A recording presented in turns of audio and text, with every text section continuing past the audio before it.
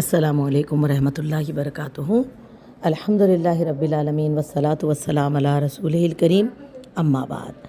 عزیز سب میری دینی بہنوں، آج ہم استغفار کی فضیلت میں بہت ہی پیارا واقعہ جانیں گے، اور اس سے استغفار کی اہمیت اور اس کے کرنے کے اہتمام کا ہم کو احساس ہوگا انشاءاللہ تعالی۔ تو پھر ہم بھی کثرت سے اس عبادت کا اہتمام کریں گے، جبکہ ہم اس کے فائدوں اور اس کی اہمیت کو جانیں گے۔ جیسے کہ یہ واقعہ حسن بصری رحمۃ اللہ علیہ یعنی مشہور تابعی ہیں، ان کا واقعہ ہے، جو ایک مرتبہ اپنے شاگردوں کے ساتھ تشریف فرما تھے۔ اتنے میں ایک شخص آتا ہے، کہتا ہے کہ مجھے کاروبار میں نقصان بہت ہو رہا ہے، میں کیا کروں؟ تو آپ نے فرمایا کہ استغفار کی کثرت کرو۔ وہ چلا گیا۔ پھر دوسرا شخص آتا ہے اور کہتا ہے کہ مجھے اولاد نہیں ہو رہی ہے، میں کیا کروں؟ آپ نے اس کو بھی استغفار کرنے کی ترغیب دی۔ پھر وہ چلا جاتا ہے۔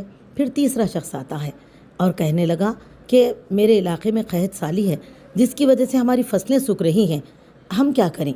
آپ نے فرمایا کہ استغفار کثرت سے کرو۔ وہ چلا جاتا ہے۔ پھر چوتھا شخص آتا ہے، کہتا ہے کہ میری یعنی کہ صحت کے تعلق سے یا مسلسل پریشان ہونے والی بیماری کے تعلق سے گلہ کرتا ہے اور کہتا ہے کہ میں کیا کروں؟ تو آپ نے اس کو بھی کثرت سے استغفار کرنے کی تعلیم دی۔ اب میری بہنوں، یہ چاروں تو چلے جاتے ہیں، لیکن آپ کے جو شاگرد یا وہ لوگ جو وہاں پر جمع تھے، ان میں سے کوئی آگے بڑھتا ہے اور آپ سے سوال کرتا ہے کہ یعنی کہ حسن بصری رحمۃ اللہ علیہ سے کہتے ہیں کہ آپ کے پاس الگ الگ مسائل لے کر 4 الگ الگ لوگ آئے، لیکن آپ نے سب کو استغفار کی کثرت کرنے کی تعلیم دی، اس کی وجہ کیا ہے؟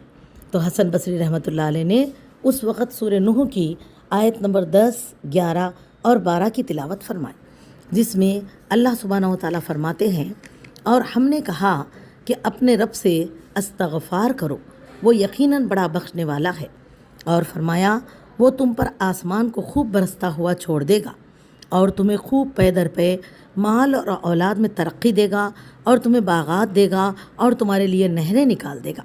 سبحان اللہ! یہ ان آیتوں میں اللہ سبحانہ و تعالیٰ کا فرمان مبارک ہے۔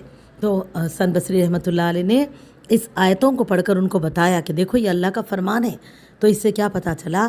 بندوں پر پریشانیاں اور مصیبتیں آنے کی ایک وجہ یا اللہ کی نعمتوں میں رکاوٹ کی ایک وجہ یہ بھی ہوتی ہے کہ ان کے گناہوں کی کثرت ہے۔ تو جب بندہ اپنے رب سے رجوع کرے اور استغفار کثرت سے کرے تو اللہ تعالیٰ اس کے حالات کو بہتر فرماتے ہیں۔ تو سوچو عزیزو، آج ہم میں سے ہر کوئی کچھ نہ کچھ پریشانی کا سامنا کر رہا ہے، لیکن بتائیں ہم میں کتنے ایسے ہیں جو استغفار کی کثرت